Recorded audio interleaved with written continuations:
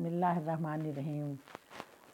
بہنوں، بھائیوں اور میرے پیارے بچوں، میں چونکہ اردو کے بارے میں آپ سے بات چیت کرتی ہوں، اور اردو ہمارا چونکہ اردو ایک اوڑھنا بچھونا ہے۔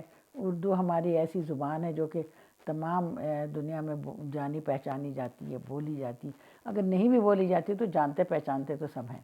یہ ہندی سے بھی کافی ملتی جلتی زبان ہے، اور یہ ہماری ایک پہچان ہے مسلمانوں کی۔ یا آپ یوں سمجھ لیں کہ پاک و ہند کی زبان ہے۔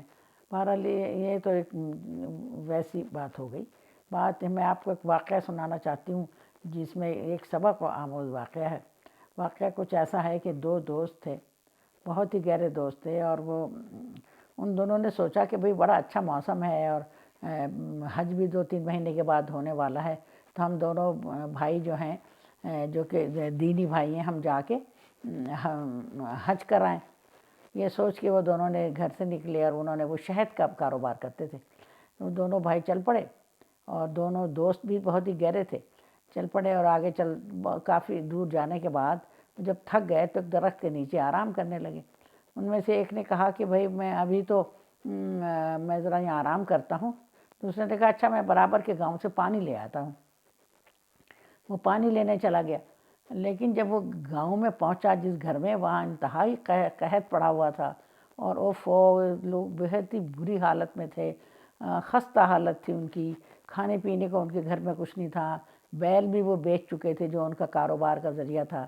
بس انہوں نے اس شخص کو جو دیکھا تو اس سے لپٹ گئے کہ بھئی ہمارا کچھ خیال کریں اور ہماری تھوڑی مدد کریں، اور ہمارے پاس تو کوئی چیز کام، انتہائی غربت تھی، انتہائی غربت کے علاوہ قحط تھا، تو ہر چیز انہوں نے بیچ کے اپنی ظاہر کھانا تو کھانا ہی ہوتا ہے، تو مجبوری میں انہوں نے سب کچھ بیچ دیا۔ اب جب یہ اس شخص کو دیکھا تو انہیں امید بن گئی کہ شاید ہماری کچھ ہیلپ کر دے گا۔ وہ بندہ بھی اللہ کا بہت ہی اچھا تھا، اس نے کہا اچھا ٹھیک ہے، میں وہ بیل خرید کے لایا، انہیں گاڑی خرید کے دی، ان کا کاروبار کا ذریعہ ہو گیا۔ پھر انہیں گھر کا سامان، دالیں، گوشت وغیرہ وغیرہ جو وہ لا کے دے سکتا تھا، ان کو کپڑے خرید کے دیے۔ انہوں نے کہا کم سے کم ایک خاندان کو تو میں اٹھا سکتا ہوں، اسے میں اٹھا دیتا ہوں، اللہ کی مہربانی۔ وہ انتہائی خوش ہوئے، مہربانی سے ان کی بہت ہیلپ کی۔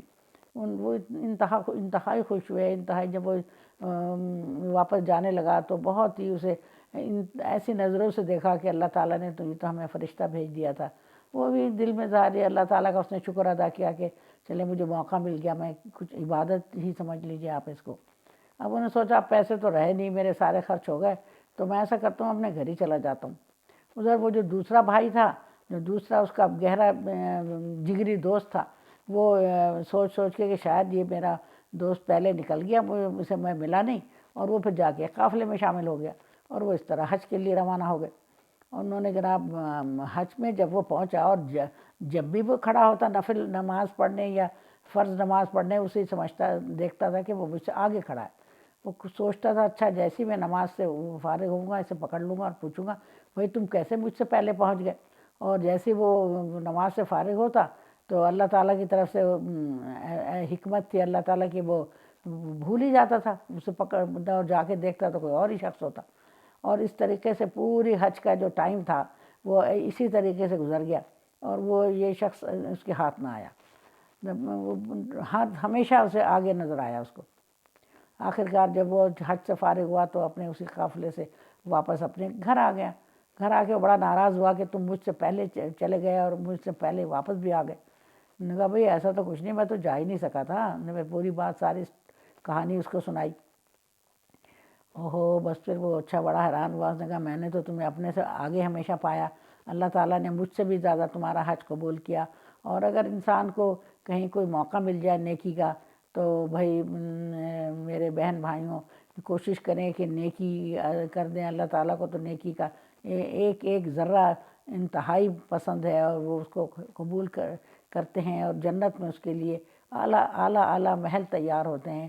یہ سب کو اندازہ ہے، لیکن پریکٹیکل ذرا لوگ کم ہی کرتے ہیں کہ بھئی پیسوں کا معاملہ ہے، لیکن پیسے ہی تو ہیں سب سے زیادہ جو اللہ تعالیٰ کو فرمایا ہے کہ جو سب سے زیادہ محبوب چیز ہے اسے خرچ کریں، اور محبوب انسان کو اپنی دولت ہی ہوتی ہے، اپنا پیسہ ہی ہوتا ہے۔